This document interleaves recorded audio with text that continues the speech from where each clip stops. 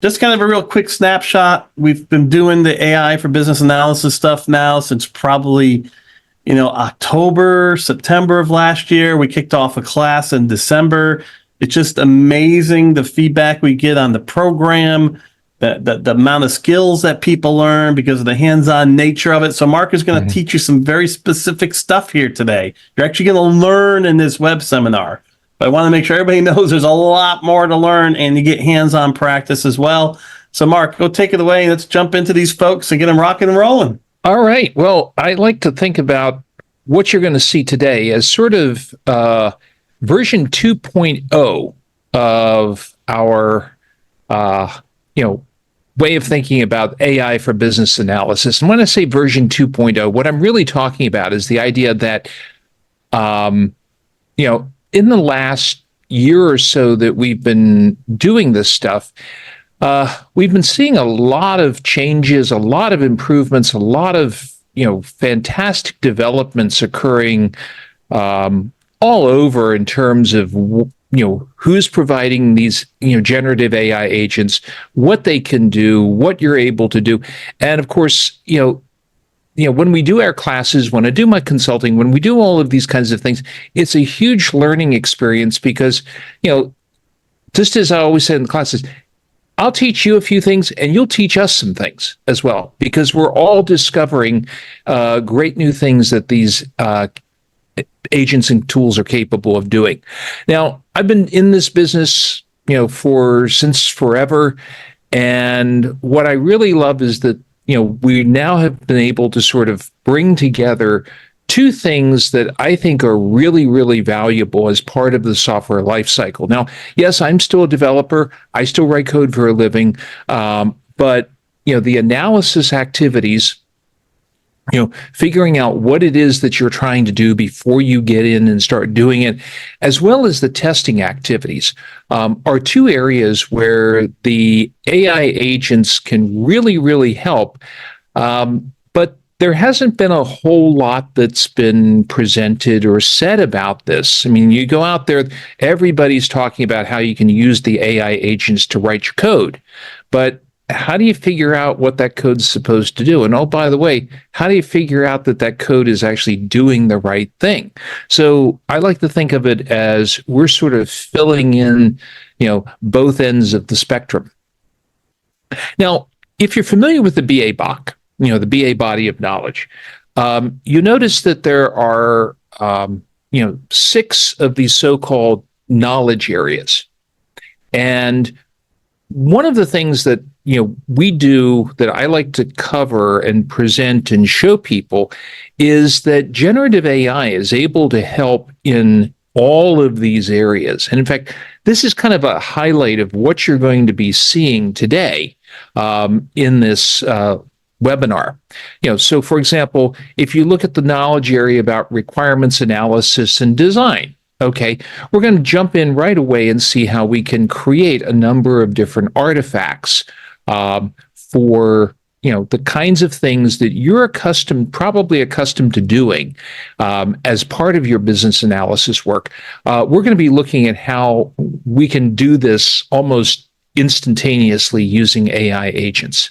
More importantly, and one of the things I think is always a very fun activity, is to see how, because these AI agents are, they call them chatbots, we can engage in conversations with them. In fact, in the AI for Business Analysis class, we have a very fun exercise where we have people, we have you interact with the chatbot as if you were interviewing a subject matter expert.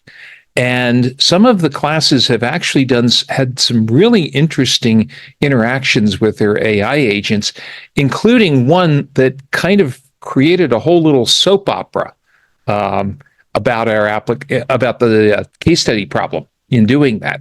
But you can really engage with these agents. You can learn a lot of things, perhaps because of the way that the agents have been trained on lots and lots of information all over the web. You're going to get insights from these agents that you may never have thought about. All right. we talk a lot about thinking outside the box. These will certainly help you to think outside the box.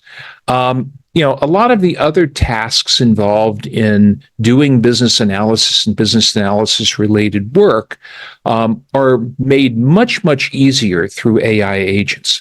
I mean, we always talk about traceability and the fact that we might have a series of artifacts, and those artifacts have to be able to be kept in sync with each other. Doing that manually, that's boring, repetitive, drudgery work. People hate boring, repetitive, drudgery work. You know who likes it? Computers. So we'll give that job to our agents. We'll see how, for example, that we can, create a series of artifacts, modify one, and see how the modification is then reflected in related artifacts. So that the work of keeping things up to date, the ability to be a whole lot more iterative, incremental in our thinking and in our development work, very straightforward. Again, a lot of other activities that we would do as business analysts can easily be handled through the use of these agents. Now, the BABOK also talks about different perspectives. And so again, the ability of the AI agents to generate things, to pull together large volumes of data, to be able to create models, to be able to give you the insights, maybe even evaluate the content that you have or that you have created. And by the way, none of this requires that you're starting from a greenfield project. One of the fun things that you can do is you can take, with certain agents, you can give them large documents and say, okay, give me the analysis artifacts that I should have created when this system was built. Okay. And again, if you're concerned about issues like, oh my gosh, if I upload my content to the web, it's going to be public. We're now getting into using what we call private GPTs or private AI agents, where it's possible, if you have the computing horsepower, that you can download a model like Llama 3, you can run it on your own computer, and many of the things that you do with ChatGPT or Claude can now be done locally without sending any information whatsoever out to the internet. This is probably going to be one of the big developments that we'll see over the next year that will help address some of those security issues that people are having. Now, one of my colleagues at SoftEd, when we got started doing this, said generative AI can be an accelerator, but we have to avoid accelerating the chaos. So in all of this, you'll see a whole lot of things being created. But one of the things that you'll hear me mention time and time again is the idea that we need to have a framework in order to be able to properly organize the content that we create and to keep track of all of the kinds of things that we have. Okay, so let's jump into actually doing some of these things. Now, some of the interactions I'm having with the AI agents have been sort of pre-canned, and there are two reasons for doing that. One of which is it's a lot faster to be able to do that than waiting for the agent to type everything out. And the second one is sometimes, as you know, with demos, there's no such thing as a demo without something failing. Like, the agent says, oh, you're out of time, or, oh, I'm down right now. So we'll be looking at a lot of these things in a fairly canned fashion, but I'm sure that between your questions and, David's jumping in, we'll go off book quite a bit and explore some of the great things you can do with agents. Okay, so how do you get started? Right now, whether you have an existing application or whether you're starting something from scratch, typically you need some kind of a starting prompt. Now, in our Agile Fundamentals class, we have a case study problem based around a coffee shop. In fact, this slide comes from that particular class, talking about the Green Mart coffee shop. Now, oh, by the way, when you're using AI, you should always have some fun. So when I was putting these slides together, I thought, now, what am I going to use to illustrate this? So I went to ChatGPT, which now has DALL-E, the art generator, built into it. And so I said, create an image of a coffee shop inside a big box store called Green Mart. Right? So yes, this picture was AI generated. Right? So we have this little coffee shop example. And so now how do we get started with our agent? Well, there are really three kinds of approaches that you can use for getting started and providing that sort of initial starting prompt to an AI agent. One of them is, just a very minimal prompt. You say, outline an app for ordering coffee from a coffee shop, right? On the other end of the spectrum, if you have, for example, a lot of documentation and you're willing to upload that, using an agent that can accept large documents like Claude or the more recent GPT-4, then you can upload the documents, right? Always very interesting to see what you come out with. Here, we had a small definition of the problem that we saw on the previous page on that slide. So I simply took that, copied it, put it into the agent, and got a response.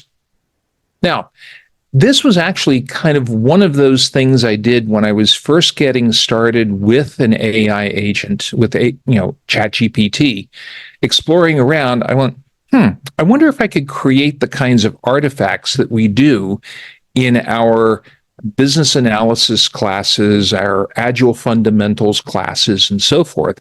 And I wonder how well it creates those artifacts and how long it will take to create those artifacts. Well, the how long, almost instantaneously.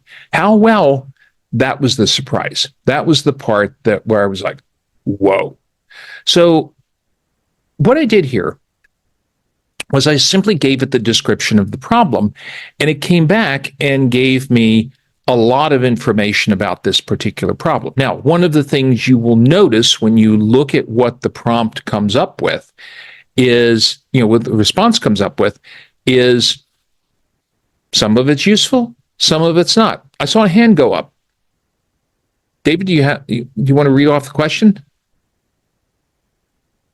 Hold up, let me see.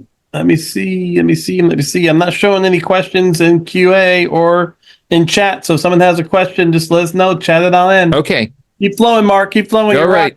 Okay. So, what kinds of artifacts? Well, this list is just taken from the BABOK, BA Body of Knowledge. Here are some of the kinds of things you can do, right? And so, for example, you might want to say, give me a list of stakeholders. Now, the interesting thing about this is, where does the agent get this information from? I mean, obviously, this information was not provided in the initial prompt. The initial prompt was just the description about customers in the store. There was nothing about supply chain partners and compliance teams, and even baristas weren't really mentioned in that initial prompt. Well, here's where generative AI adds its value. Because of the fact that it's been trained on all of the big large language models, have been trained on copious amounts of information. The basic way people describe this is they scraped most of the World Wide Web and then some, and train the language models based on that. So how does it know coffee shop baristas? Well, because of the fact that language association has been made over and over and over again. The ChatGPT, Claude, all of these agents, you just have to ask, well, tell me about what's involved in ordering coffee from a coffee shop. You kind of go back to prompt style number one, the minimal prompt, it's still going to tell you a lot about what's expected. Sometimes this is referred to as a metaphor. This is basically the idea that you haven't given it a lot of information, but its basic trained knowledge is there to be able to give you this kind of information. And so in many cases, it's suggesting things based on, well, I think if you were trying to do one of these, this is what I would come up with. Now, of course, you've probably heard the term hallucinations before, the idea that AI agents can make stuff up. Well, yeah, it's making stuff up here because we didn't give it to it. It's making it up based on its trained knowledge. Now, some of this is probably exactly what we want. Some of it may not be what we want. Now, if it's not what we want, of course, then we go in and we want to tell it, oh, we don't need to have that. You'll see some examples of that later on. And if you really want something, great, let's reinforce that. By the way, this technique is sometimes referred to in machine learning as reinforcement learning. The idea that which we want, we tell the agent, I want this, we'll get more of that. It reinforces those particular associations, and things where we don't want it, we sort of do the opposite of reinforcing. Okay, so here's a list of stakeholders. Now, what do you do with a list of stakeholders? One of the things you can do with that is create a RACI matrix. Now, this is one of those artifacts that when we try to teach people how to do this in a BA fundamentals or an Agile fundamentals course, I ask first question, have you ever heard of a RACI matrix? Yeah, different fractions will pipe up. Do you know how to create one? Do you regularly use one? And of course, we get the declining list of people every time. And this leads to what I sometimes refer to as the problem of it's a getting started problem. How do you get started with producing an artifact if you're not sure what it is, and maybe you've never seen really good examples of it? Well, the best thing that an AI agent can do for you at this point is to give you the example. Now, I just told it about the coffee shop. Then I said, give me a list of stakeholders. Right? That was the next prompt. The third prompt is now, can you organize these into a RACI matrix? Now, one of the things about that prompt by itself is that if you ask that, sometimes you don't really get the format that you want. So my reinforcement learning has been that when I ask for a RACI matrix now, I'll tell it, how do I want it? I'll say, create it as a table, one row per stakeholder type, and one column for each of the RACI. Now, you go, well, that's not the standard form of a RACI matrix. Well, yeah, but is this form more useful? Is this form more readable? One of the things you'll see again and again is that the AI agents are really good at being able to translate content from one form to another. Why? Translating content from one form to another is boring and repetitive. Who likes boring and repetitive? Computers, not people. Okay, so the result of this is a meaningful RACI matrix for our job. Now, of course, one of the other nice things when you ask for an artifact from many of these agents is it will also tell you what that artifact is. And this is actually a pretty good thing to provide. So if I were to take this content and make this available to the rest of my team for review purposes, here we have a little bit of an explanation of what that means. Better yet, if we're doing this interactively with the whole team, in other words, I'm not just producing a document that I'm giving to my team, but we're all sitting around looking at the screen at the same time. And someone says, I'm not really sure what accountable means. You can ask it, all right? So the AI agent can produce your artifacts. It can also serve as a research vehicle. One of those agents, Perplexity, actually even gives you references as you go along. So you ask for a RACI matrix, it will give you references about, what a RACI matrix is so that you can do your own learning. And again, this is really, really powerful. Many things, one of the reasons why, for example, our training courses are very much hands-on is the fact that the agents provide, really much better opportunities for going deeply into what you need to learn at that moment. And you get to learn how to use the agents to do your own learning. You get to learn how to learn. Okay. So again, coming back to the list of project starting artifacts, lots of those things. And we find that there's a basic pattern to how to use these things. You give the prompt, you say, here's what I want. You review the content. So for example, you might go back to the list here and say, I don't know if I need this group, or what about this group? Or, and again, you can engage in the conversation with the agent to review that. And then of course, if you have multiple different artifacts, then you can also reconcile those. You can say, for example, I'm going to update, I'm going to get a data model, I'm going to get a UI screen. Now, looking at the screen, I might say, I have a few other things that I want to enter here, or I want to reverse these, or split out first name and last name into two separate fields. Now, go back and give me the data model. Right? You'll get the updated version of that. You don't have to go individually say, okay, now who's going to update the data model? The agent. All right, Mark, I got to stop. You have a phenomenal question, one I have not seen yet.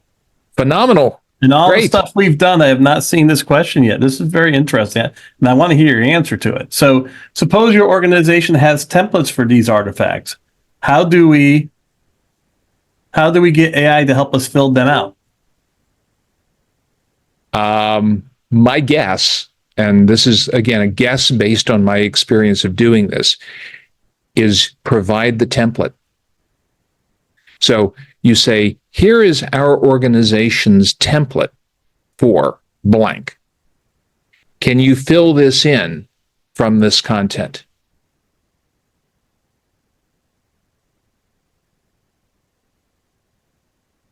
Now, when I say that's a guess. Couldn't you also upload the artifact itself? So Allison said she's done it and it works. Yeah. Yeah. I mean, you can give it the template. You can give it a similar artifact and say, now make me one of these for, this other problem. Yeah. All right, great. Keep going, rocking and rolling, brother. Yeah. And exactly. So when we talk about review sorry? We're getting more people to say that does work. It's interesting because you've been teaching so much on how to build these things. We never really attacked it. We should attack it from the template side next. That's a really interesting thing. Yeah. All right, keep going. Okay. So now we're going to get into, I think, what I like to call the version 2.0 approach to, business analysis, and specifically the requirements analysis activities using generative AI agents. One of the things that you definitely want to find out, because it is the framework on which we're going to hang a lot of different content. And by the way, when you mention artifacts, it's useful, I think, to separate the concept of artifacts versus knowledge. An artifact is a representation of knowledge. The model, the AI agent, is maintaining the knowledge. The knowledge can be extracted from the agent in a lot of different artifacts. Okay. In fact, this is really where the power is. We have to build up the knowledge. All right. Our job in prompting and reinforcement learning is building up the knowledge. We can then extract that in the form of artifacts. And if the artifact isn't the form that we want, again, we can adjust that. Whether it's simply saying, here's the format we want, or giving it a sample and saying, do it like this. Okay. So one of the things I find is really useful once you have an application, whether you're doing an agile development or traditional development, what's the principal process? So here we have, what's the principal process for this app? Now, I didn't ask the question really specifically, because sometimes, as you know, when you're interviewing stakeholders, you have a specific question, you want a specific answer, but sometimes you want someone to free associate. So what I did here, and this is, again, a very powerful prompt I've found, I just tell it about what I want, and then I say, what's the principal process of the app? Sometimes people refer to this as the value stream. What's the order to cash? Okay, so it comes back, it gives me this description of the principal process. Sometimes I might say, okay, the principal process is blank, outline it. But I get this outline of this process. Now, of course, it's useful to understand that when we talk about organizing knowledge, it's useful to have a vocabulary. And this is a very old picture that I've been using for years and years and years to talk about 4 basic bits of vocabulary. What's a process versus what's an activity versus, a system is a collection of processes. Processes, are the activities performed by different actors. Activities then divide into tasks. Okay.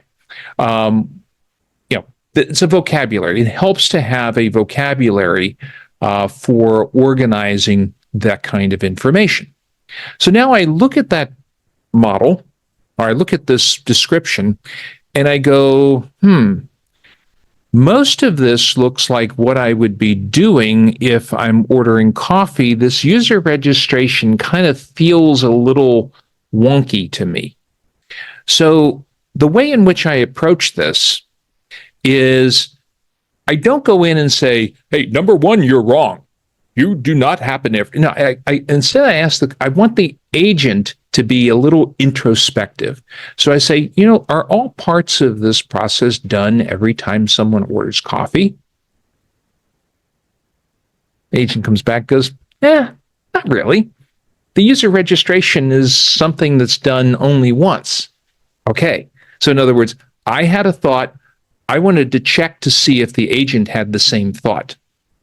Sometimes it's sometimes a little more of a Socratic model than just declare it. In other words, you want to be the guide on the side, not the sage on the stage. Okay. So then is it appropriate to say user registration is a separate process from ordering coffee? Yeah, I think so. It says.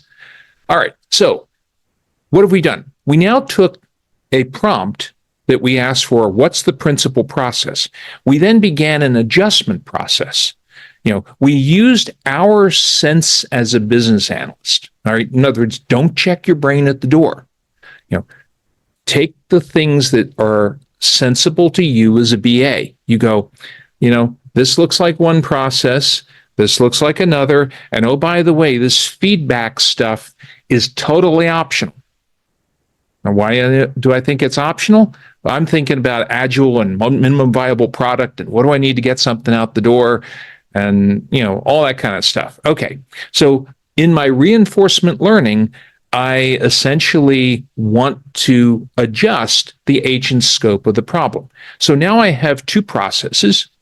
Those processes consist of a series of activities, 3 processes really, and have some dependencies between them.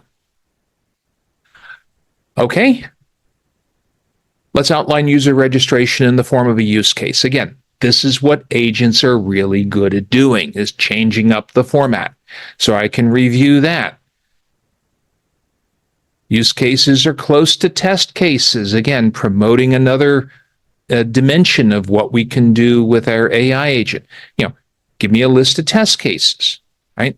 Now, again, these test cases are not necessarily terribly, structurally formatted at this point, but they're usually pretty adequate at being able to, we can look at these again, and I find it's really useful to look at things from a test perspective, because I can look at the test cases and I can say, that's in scope, that's in scope, that's not in scope, okay?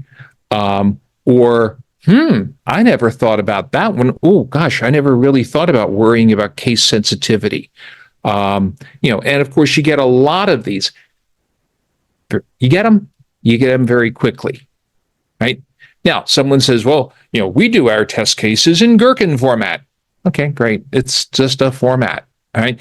And again, coming back to that question that was asked before, this is one of those areas where many times organizations will have certain structures that they like to follow. They like their test cases written a particular way. So providing either samples or providing rules, or one of my favorite approaches is you get the agent to, through prompting, you get the agent to produce what you want. Then when all's said and done, you go to the agent and you say, now, how do I ask you to give me this same content or this same format all over again? And so you actually ask the agent to produce the prompt. You don't have to try to come up with a prompt yourself.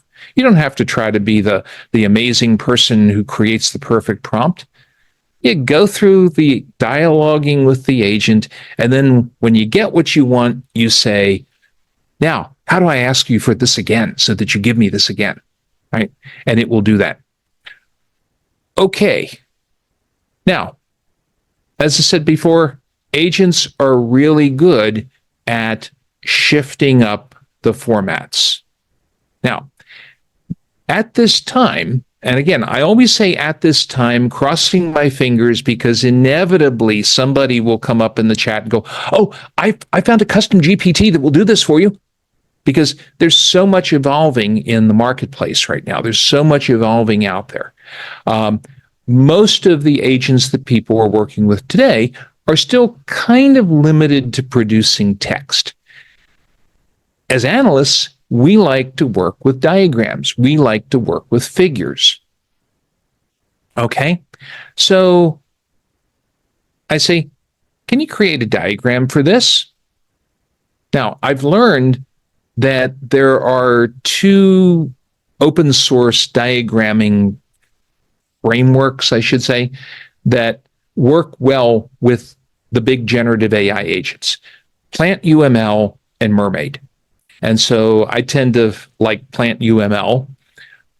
So I'll say, can you create a diagram? Can you do this as a swim lane diagram in Plant UML? Right? Now, this may not be as pretty as I would draw it by hand if I had my own tools available to me to do this.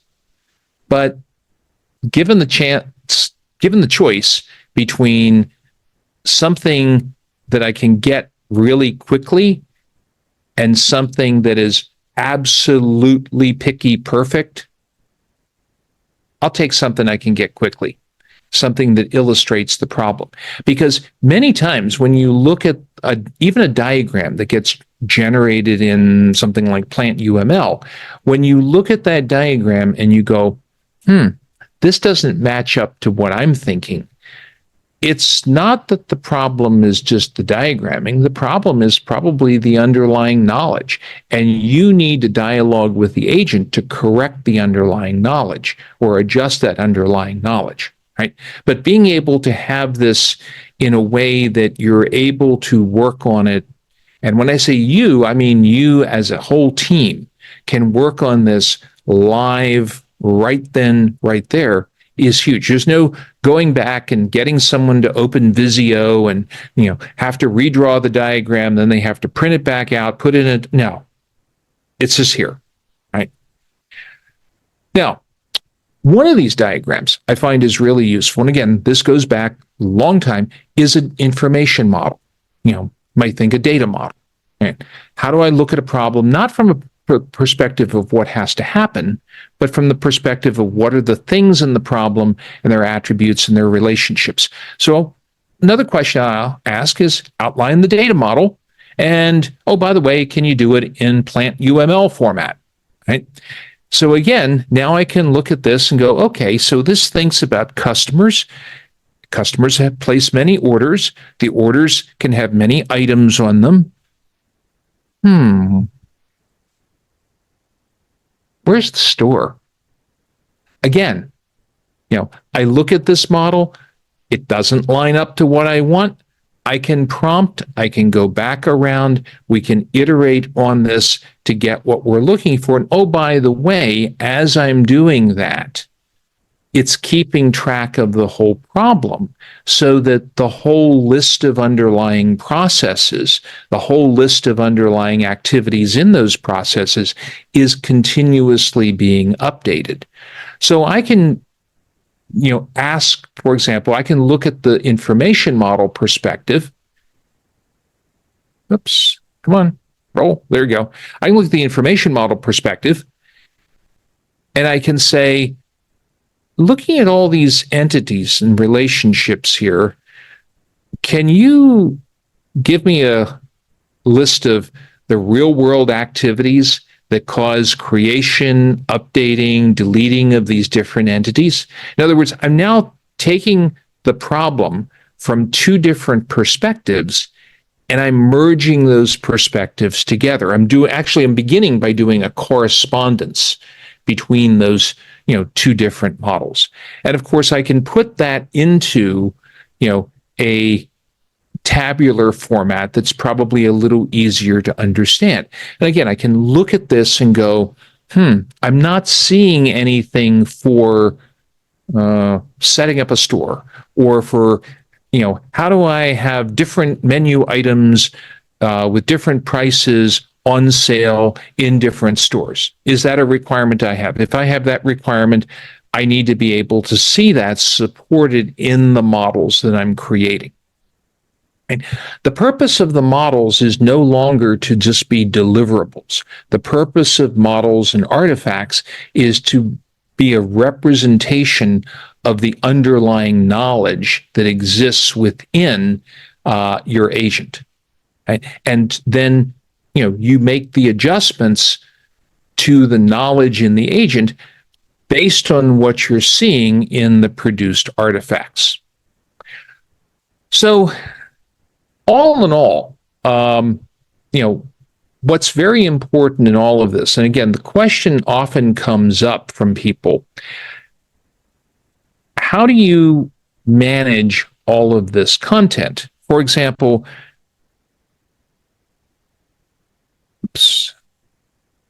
let's come over here and take a look at the actual underlying chat. So we have all of this different content that got produced. So now we go down and we're looking at, the concept of the principal process, or we look at the different processes. Do we keep this knowledge purely in the AI agent, or do we copy it out? Well, my recommendation is that, you work with the agent, but the agent has limited memory. So as you get something that is worth keeping, you want to copy that out and put that into whatever knowledge base that you currently use for the work that you're doing. This could be, for example, maybe you're using Jira to manage user stories. Now, I haven't shown you user stories yet, but user stories are definitely one approach that you can use for capturing your content.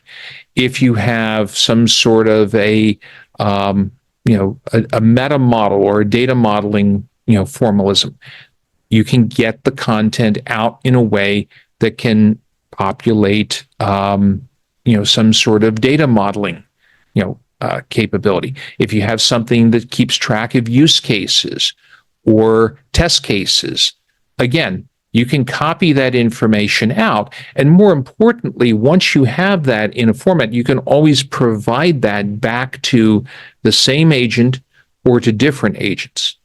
One of the other things that you can certainly do is you can ask multiple different agents the same question.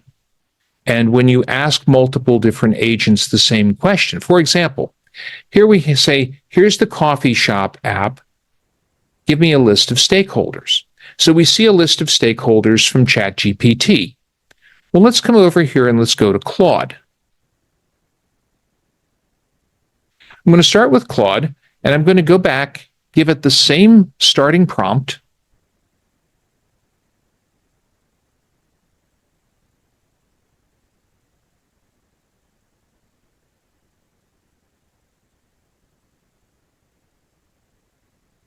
Make it big enough that you can see it.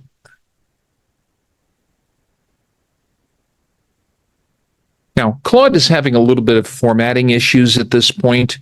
But again, the content is there. The content is good. The next thing I will do is I will ask it for a list of stakeholders.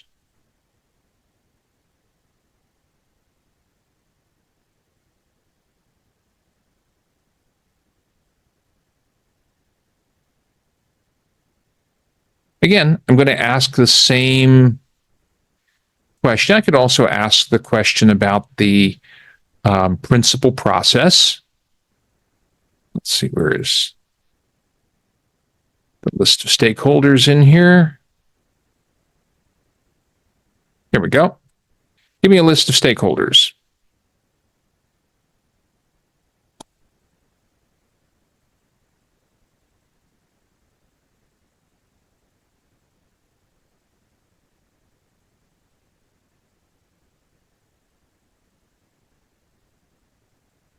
Now, I have two different lists. The lists are obviously different. Do I just simply print them both out? No. What I'm going to do is I'm going to say, here's the list from another agent.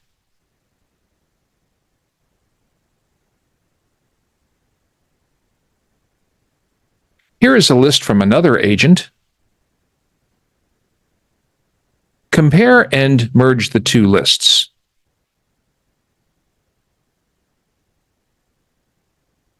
I will paste that in.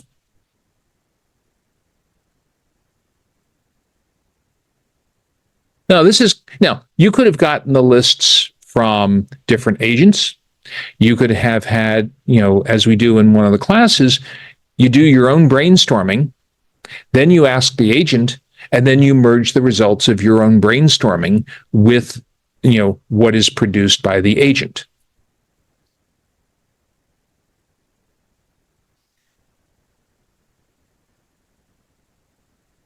And so now we have a complete merged list. We could then take that, ask for the RACI matrices or ask for other things, and we could do the same thing with a number of the other activities, a number of the other different artifacts we're creating. The speed at which we can create artifacts, the speed at which we can create content, merge content, and evaluate content, really, is really the game changer. I mentioned user stories. Can you outline a set of user stories for this coffee shop? Assume I am building this from scratch.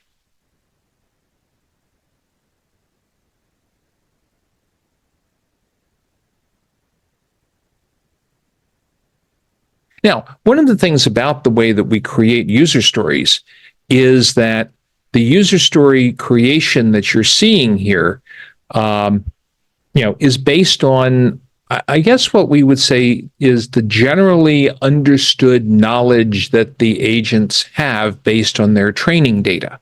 In other words, if you say, well, we don't write user stories this way, we write them differently. This provides a great opportunity for going, how are our user stories different in style from what, is produced here? Hey, Mark, a question. Yes. In comparing the lists, if the same thing is worded differently in the lists, will it, aka your AI tool, interpret and realize that they are the same or different and therefore should be separate items? Well, in the words of, I would say it should, but this is a matter of trust but verify. In other words, Got it. you can't just take the content and go, okay, there are new duplicates here, right?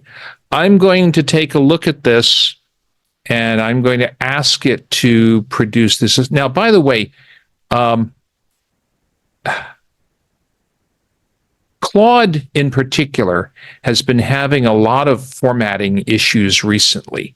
So you'll notice it says here, internal stakeholders, Greenmart corporate management, and then all of a sudden, Greenmart coffee shop employees, Greenmart IT department. So one of the things that you want to do when you look at any of this content, I find it's useful in this case, for example, to copy it out into its native markdown format to be able to review and edit and modify and so forth. But, certainly we would look at these and go, has it merged them the same? Has it done things differently? I got a better way of answering that question.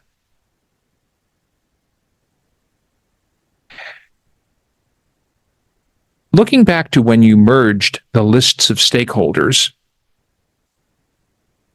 can you create a single table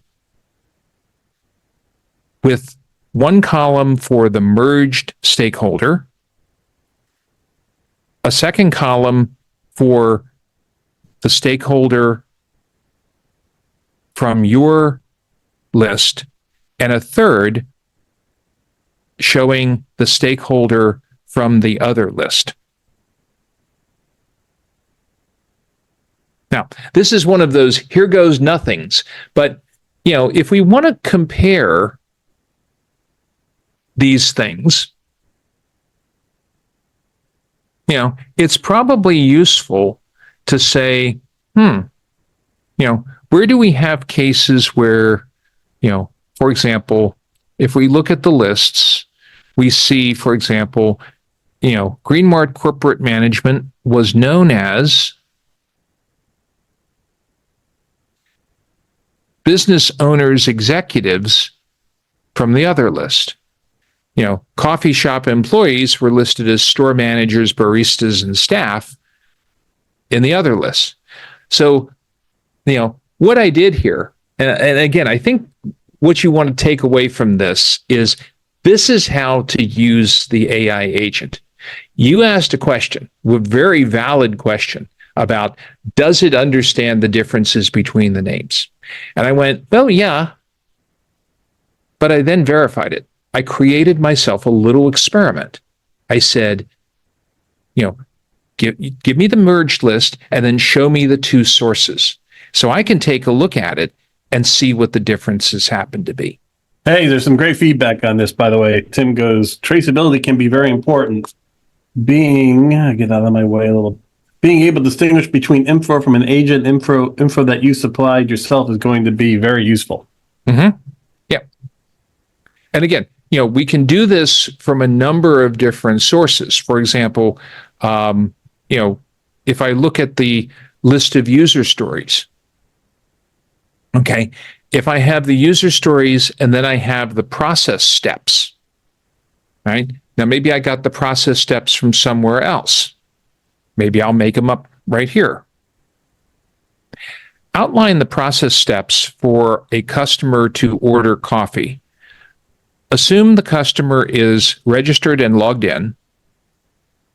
Start the process with the customer placing the order, end with the customer receiving the coffee.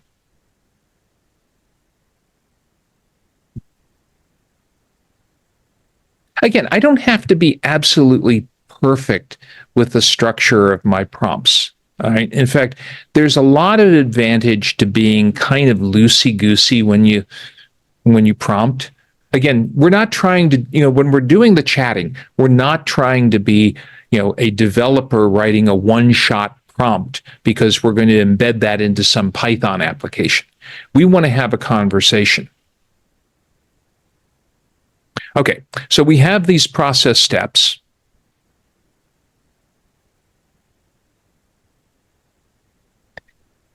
Build a table that associates the process steps and user stories defined above. Again, I'm not specifying the columns. I want to see what the agent comes up with. Oh, it's numbering the user stories? Yuck.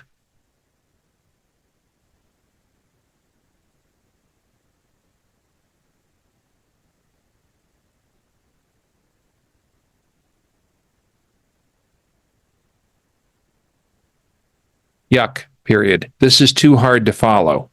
Can you put the name of the user story, text of the user story into the second column?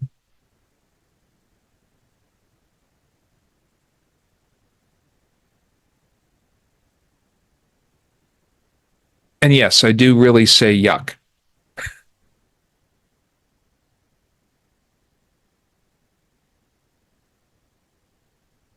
Again, why make things hard for ourselves?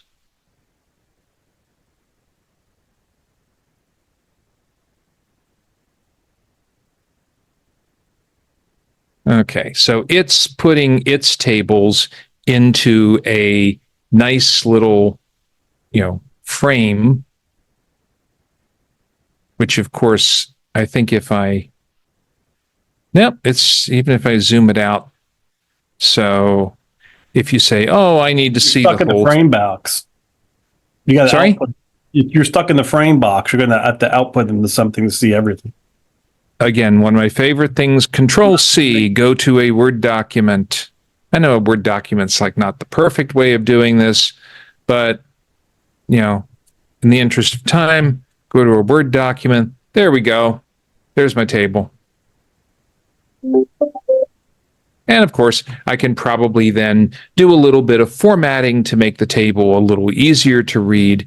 But again, I have this correspondence between the various elements. And, this is the important aspect of managing all the content, is while I'm going to have the chats to create a lot of the content, I want to have an organizational structure in mind for being able to, keep track of all of that content. So, Mark, you got like 5 minutes. Mm-hmm. So I think the best bet would be to catch something you really want to hit on, and then we can dive in some questions. Again, the only other thing that I would ask is I've got user stories. I'd say what makes up the minimum viable product. Again, I'm on my way to prioritization. Get multiple perspectives out of the problem. My final thought always is, how do you get good at this stuff? It's like the old joke. How do you get to Carnegie Hall? Practice, practice, practice. Right?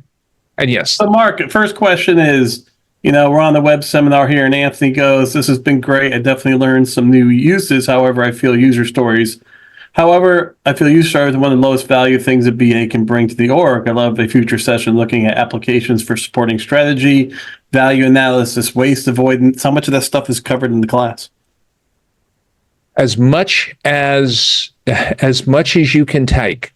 Now, and the reason why I say that is because of the fact that, we provide in the class, we provide a basic framework of doing these kinds of activities.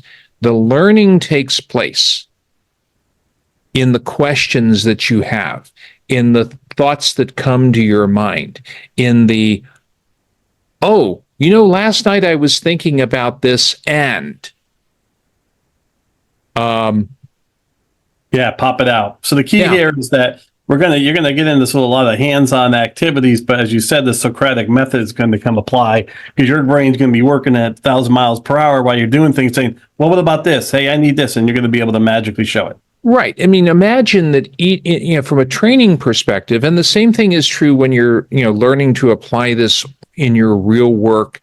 When we do consulting with teams on adopting AI approaches, it's the same thing where when you get in and you start doing it, you see things that are unique to you, or that no one ever thought about before, or that, again, it's getting it to apply to your own problem. Yeah, here's a great question. Can you prompt AI to generate information or data based on information formats or data available on an internet site? Great question. Last week, in last week's class, somebody had a very similar question. I'm wondering if this is the same thing. They said, I have a whole bunch of data and they said in JSON format. Can you reverse engineer, they started with, can you reverse engineer a data model for that? Can you reverse engineer a user interface? Or, speaking about automation testing, I have some HTML screens. Can you give me the Selenium locator expressions for the various elements on the screen? Because, as you know, if you have done any sort of test automation, building reliable automation tests, knowing good locator expressions from bad ones is huge. Okay. Free AI art generators. Yeah, I was just thinking about that. I don't know of any off the top of my head. DALL-E is free. No, not. It's in ChatGPT. Sorry. DALL-E is not free. Yeah. There is something called Stable Diffusion, which you can actually download that. Again, just like the local, chatbots, things like LM Studio, you can download that, run that yourself. If you have if you have sufficient capability, you can do the same thing. Same thing. Have you played with, I guess, Microsoft? Does Copilot actually do? I guess Copilot might be doing Copilot. Again, I always tell people at the beginning of the classes, for example, never take my word about what can be done or can't be done. It changes so fast because it changes every week. Yeah. But Copilot's a good one, I think. Yeah. And if you have an Adobe Creative Cloud subscription, Adobe has some really powerful stuff, again, behind their firewall. But again, if you already have access to things like Illustrator or, Photoshop. Miro also does imaging, by the way. So if you're in the Miro board and you want to create images in some of the text you're writing, it does it instantaneously. Not great, but it works. Yeah. And people who have organizations that have Microsoft 365 subscriptions also tend to have access to these. Also, Copilot uses DALL-E 3. The thing about Microsoft, which is so bizarre, is they have access to the OpenAI environment with tools, but they are creating their own environment. So I get confused of which one the tools are pulling from. Try and evaluate. That's all I can say. Read, listen, and evaluate. All right, folks. Well, it's past 1 o'clock. We'll get the slides out to you as well as the recording. Mark, as always, phenomenal job. Oh, you're born to do this stuff, Mark. I love it. All right, we're getting some great accolades out there. Great. Okay. All right. Have a great rest of your day, folks. Thank you so much. Thank you, guys. Feel free to reach out to us.